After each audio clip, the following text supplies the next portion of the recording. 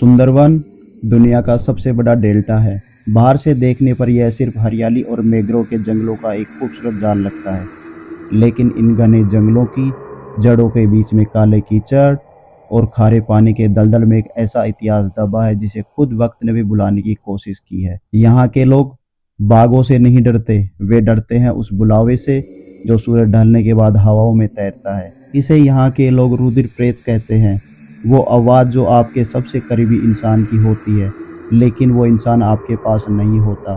कहते हैं कि 1970 के उस भीषण अकाल के दौरान जब इंसानी लाशों से सुंदरवन के किनारे भर गए थे, तब कुछ तांत्रिकों ने अपनी जान बचाने के लिए एक सौदा किया था। एक ऐसा सौदा जिसमें आवाज़ों के बदले जिंदगियां दी जाती थी। दोस्तों, ऐसे ही हॉरर वीडियो देखने के लिए सब्सक्राइब कर दीजिए चैनल को। कहानी शुरू होती है तपन से, जो कोलकाता में फोटोग्राफर का काम करता था। तपन के दादाजी, जो बंगाल के एक पुराने जमींदार घराने से थे, उनकी रहस्यमयी मौत सुंदरवन के पास उनके पैतृक गांव कालियापुर में हुई थी। इसी खौफनाक इतिहास से जुड़ा हुआ था तपन के दादाजी का परिवार। कोलकाता के शोर शराबे से दूर सुंदरवन के किनारे तपन के दादाजी की पुश्तैनी हवेली आज भी वैसे ही खड़ी है, मानो किसी का इंतजार कर रही हो। रिया ने बताया कि वो रात जब तपन के पापा के पास एक टेलीग्राम आया था, दादाजी अब नहीं रहे। ये वहां पहुंचते हैं तो पुलिस और डॉक्टर हैरान थे। दादाजी की लाश हवेली के उस कमरे में मिली थी जो अंदर से बंद था। खिड़कियों पर लोहे की सलाखें लगी हुई थी, फिर भी दादाजी का शरीर ऐसे सूखा हुआ था जैसे उनके अंदर खून का एक भी कतरा नहीं बचा हो। डॉक्टर्स ने इसे हार्ट फेलियर कहा, लेकिन वहां के बूढ़े नौकर बिसुदा की आंखें कुछ और ही कह रही थी। उन्होंने तपन को कोने में ले जाकर धीरे से कहा, छोटे बाबू, सरकार ने जवाब दे दिया था। रुधिर प्रेत ने उन्हें 3 बार पुकारा और तीसरी बार उन्होंने मुड़कर देख लिया। उस वक्त तपन को यह सब बकवास लगा। ये अपने पापा के साथ वापस कोलकाता लौट आए। कुछ समय बाद तपन अपने 3 दोस्त सार्थक, रिया और विशाल के साथ कालियापुर पहुंचते हैं। सार्थक ने आगे बढ़कर हवेली का रास्ता एक बूढ़ी औरत से पूछा। उस बूढ़ी औरत ने जैसे ही हवेली का नाम सुना, बूढ़ी औरत ने अपनी आंखें बंद की और दांतों के बीच अपनी जीभ को जोर से दबाकर अपनी जीभ काट लेती है। ये देखकर ये सभी डर जाते हैं। अब ये सभी हवेली पहुंचते हैं। हवेली दलदल के बीचों बीच खड़ी थी, जिसकी दीवारें काली पड़ चुकी थी। उनके नौकर बिसुदा ने उन्हें चेतावनी दी थी, बाबू, सूरज ढलने के बाद खिड़कियां मत खोलना, यहाँ की हवाएं भी इंसानों का नाम जानती हैं। जब इन सब ने उस विशाल काली पड़ चुकी हवेली के भारी दरवाजे को धकेला तो उसकी चरमराहट से जैसे पूरे जंगल को जगा दिया। अंदर की हवाएं भारी और सड़ी हुई थी। टॉर्च की रोशनी से जब ये हवेली को देखते हैं तो पूरी हवेली धूल खा रही थी और मकड़ी के जाले हो रखे थे। अंदर अंधेरा इतना था कि कोई कोना भी साफ दिखाई नहीं दे रहा था। रात होते ही हवेली अपना असली रूप दिखाने लगी। सब एक ही कमरे में थे, पर नींद आंखों से कोसों दूर थी। तभी सन्नाटे के बीच पानी गिरने की आवाज आई, जैसे बाथरूम का नल टपक रहा हो।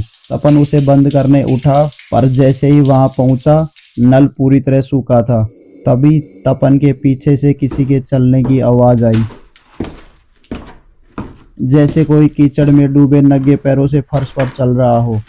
फर्श सूखा था, लेकिन वहां ताजा गीली मिट्टी की बदबू आ रही थी। अचानक कमरे के बंद दरवाजे के पीछे से एक धीमी आवाज सुनाई दी। वो आवाज रिया की माँ की थी, जो कई मील दूर कोलकाता में थी।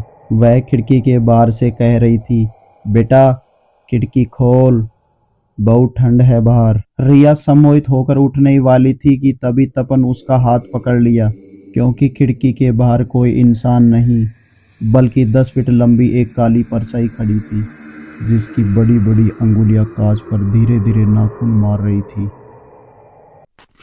अब इन्हें समझ आ गया था, हवेली के दरवाजे इनके लिए नहीं, बल्कि इन्हें कैद करने के लिए खुले थे।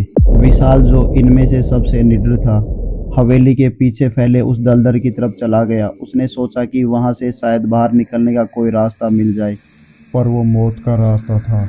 अचानक कोहरे के बीच से विशाल की चीख गूंजी। तपन टॉर्च लेकर उस तरफ भागे। दलदल का पानी काला और गाढ़ा था, जैसे कोई पुराना लावा उबल रहा हो। नजारा रूह कपाने वाला था। विशाल दलदल के बीचों बीच एक पेड़ से चिपका हुआ था। वह जमीन से 2 फीट ऊपर हवा में था, लेकिन उसे किसी रस्सी ने नहीं, बल्कि सफ़ेद लंबी इंसानी बालों के जाल ने जकड़ रखा था जो पेड़ की टहनियों से लटक रहे थे। विशाल की आंखें पूरी तरह सफ़ेद हो चुकी थी। उसके मुंह से आवाज नहीं बल्कि सिर्फ काले बुलबुले निकल रहे थे। जैसे ही इन्होंने उसे खींचने की कोशिश की, दलदल का पानी अचानक उबलने लगा। पानी के अंदर से हजारों नीले सड़े हुए हाथ बाहर निकले। वे हाथ विशाल के शरीर को खुरच रहे थे, उसे अंदर खींचने के लिए तड़प रहे थे। तभी शुरू हुआ असली तांडव। अचानक पूरा जंगल हजारों आवाजों से गूंज उठा। तपन, इधर देखो। ये तपन के बचपन के दोस्त की आवाज़ थी जो सालों पहले मर चुका था। बेटा मुझे बचाओ, ये रिया के पिता की आवाज़ थी। हवा में एक साथ हजारों लोग चिल्ला रहे थे, रो रहे थे, पुकार रहे थे। हर आवाज़ उनके किसी अपने की थी। वो रुधिर प्रेत का जाल था। वो आवाज़ें इनको इतना भ्रमित कर रही थी कि इन्हें समझ ही नहीं आ रहा था कि कौन असली है और कौन शैतान। विशाल ने अचानक अपनी गर्दन पूरी तरह पीछे मोड़ ली। उसकी हड्डियां टूटने की साफ आवाज आई। उसने एक डरावनी मुस्कान के साथ हमारी तरफ देखा और उसकी आवाज में एक साथ कई लोगों ने कहा, हिसाब पूरा हुआ। एक जोरदार झटके के साथ वो अदृश्य शक्ति विशाल को लेकर सीधे काले कीचड़ के अंदर समा गई। दलदल का पानी एक बार फिर तेजी से उछला और फिर सब कुछ एकदम शांत हो गया। वहाँ न विशाल था ना वो आवाज़ें, बस पानी के ऊपर विशाल की वो लाल टॉर्च तैर रही थी जो अब धीरे धीरे बुझ रही थी। ये समझ चुके थे सुंदरवन के इस प्रेत ने अपना पहला शिकार कर लिया था और अब उसकी भूखी आवाज़ें इन सब का नाम ले रही थी। तभी बाहर से एक चीख सुनाई दी। वो सार्थक की आवाज़ थी। ये बाहर निकले तो देखा कि सार्थक गायब है। ये टॉर्च लेकर हवेली के पीछे वाले दलदल की तरफ गए। वहाँ का नज़ारा रूह कपा देने वाला था। सार्थक दलदल के बीचों बीच एक पेड़ से चिपका हुआ था। उसकी भी आंखें पूरी तरह सफ़ेद हो चुकी थी। वह बार बार एक ही बात बोल रहा था, दादाजी बुला रहे हैं, वो कह रहे हैं कि हिसाब अभी बाकी है। अचानक तपन को महसूस हुआ कि उसके कान के बिल्कुल पीछे कोई खड़ा है। एक ठंडी सड़ी हुई सांस उसके गले को छू रही थी और फिर उसे वो सुनाई दिया जिसे सुनकर उसका खून जम गया। उसकी अपनी आवाज़ उसे पुकार रही थी, तपन तपन। तपन और रिया ने सार्थक को खींचने की कोशिश की, लेकिन दलदल में से कई नीले सड़े हुए हाथ निकले जिन्होंने सार्थक को पकड़ लिया। तपन ने डायरी का वो मंत्र पढ़ा जो उसके दादाजी ने सुरक्षा के लिए लिखा था, लेकिन मंत्र पढ़ते ही हवेली के अंदर की मूर्तियां अपने आप टूटने लगी। तभी हवेली की पुरानी घड़ी में रात के 3 बजे हवा में एक विकृत लंबी आकृति दिखाई दी जो लगभग 10 फीट लंबी थी। उसका चेहरा नहीं था जिससे हजारों लोगों की आवाज़ एक साथ निकल रही थी। वह रुधिर प्रेत था। तपन ने हिम्मत दिखाई और एक पुरानी मसाल जलाकर उस विकृत आकृति पर फेंकी। एक भयानक चीख गूंजी और वो आकृति गायब हो गई। ये सार्थक को लेकर पागलों की तरह वहां से भागे। दोस्तों, जब तपन ने हवेली के तहखाने में दादाजी की वो काली डायरी खोली थी तो उसे पता चला कि उसके दादाजी की मौत कोई हादसा नहीं था। डायरी के पन्नों में खून के धब्बे थे। दादाजी ने लिखा था, 1970 की वो काली रात जब सुंदरवन में अकाल पड़ा था, गांव के लोग भूख से मर रहे थे। तब मैंने एक तांत्रिक के कहने पर रुधिर प्रेत को जगाया था ताकि अपनी फसलें बचा सकूं, लेकिन रुधिर प्रेत कभी मुफ्त में कुछ नहीं करता। उसे हर अमावस्या को एक आवाज़ चाहिए होती थी। मैंने एक मासूम बच्चे की बलि दी थी और तब से वो रूह हमारे खानदान के पीछे पड़ गई। वह मेरी आवाज़ चुरा चुकी है। अब वो मेरे पोते की तलाश में आएगी। तब उसे अपने दादाजी की कड़कड़ाती आवाज़ सुनाई दी, अपन तूने यहाँ आकर बहुत बड़ी गलती कर दी। दोस्तों, अब ये कोलकाता पहुँचते हैं। सार्थक को गहरा सदमा लगा था। वह कई हफ्तों तक हॉस्पिटल में भर्ती रहा। तपन को लगा कि शायद सुंदरवन का वो साया शहर की रोशनी से हार जाएगा, पर तपन गलत था। एक शाम कोलकाता में भारी बारिश हो रही थी, बिजली कड़क रही थी। तभी तपन के घर की डोरबेल बजी। बाहर सार्थक खड़ा था। वह पूरी तरह भीगा हुआ था। उसके चेहरे पर कोई भाव नहीं था। तपन ने राहत की सांस ली और सार्थक को अंदर बुलाया। तपन ने कहा, भाई शुक्र है तू ठीक है। मुझे लगा कि तू कभी उस सदमे से बाहर ही नहीं आ पाएगा। सार्थक चुपचाप सोफे पर बैठ गया। कमरे की लाइटें हल्की सी टिमटिमाने लगी। तपन ने उसे तौलिया दिया और चाय बनाने रसोई में चला गया। वहाँ से तपन ने कहा, जानते हो सार्थक, डॉक्टर कह रहे थे कि तुम ठीक होने में महीनों लगेंगे, पर तुम तो आज ही आ गए। कमरे से कोई जवाब नहीं आया। सन्नाटा इतना गहरा था कि तपन अपनी ही धड़कन सुनाई दे रही थी। तभी अचानक तपन का फ़ोन बजा। स्क्रीन पर नाम देखकर तपन के हाथ कांपने लगे। फ़ोन सार्थक का था।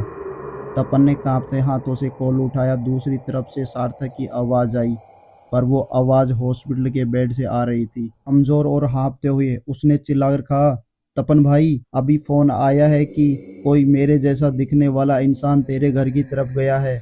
भाग वहाँ से। मैं अभी भी हॉस्पिटल में हूँ, मैं डिस्चार्ज नहीं हुआ। ये सुनकर तपन का शरीर ठंडा पड़ गया।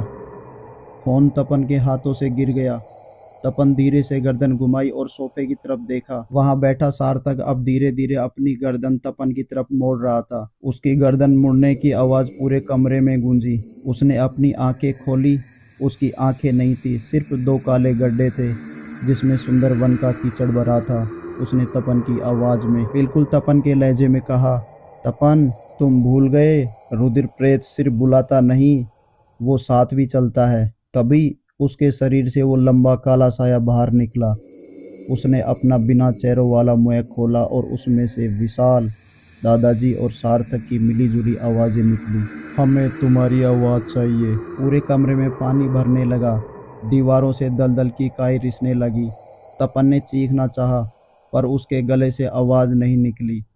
उसने अपना ठंडा हाथ तपन के गले पर रखा और तपन की आवाज़ हमेशा के लिए उसके मुंह के अंदर समा गई। अगली सुबह पुलिस को तपन का कमरा अंदर से बंद मिला। कमरे में एक बूंद पानी नहीं था, लेकिन तपन के फेफड़ों से सुंदर वन का खारा पानी भरा हुआ था। तपन मर चुका था, पर तपन की रूह अब भी उस कमरे में कैद है। आज भी अगर उस सड़क से गुजरते हैं तो तपन की आवाज़ सुनाई देती है। तपन आपको पुकारेगा, आपका नाम लेगा, पर याद रखना, कभी मुड़कर मत देखना। दोस्तों, यह आप बीती हमें रिया ने शेयर की है। दोस्तों, आपका भी कोई मरा हुआ दोस्त अगर आपको कोई पुकारे या आवाज़ दे तो उस आवाज़ की तरफ आप कभी मत जाना।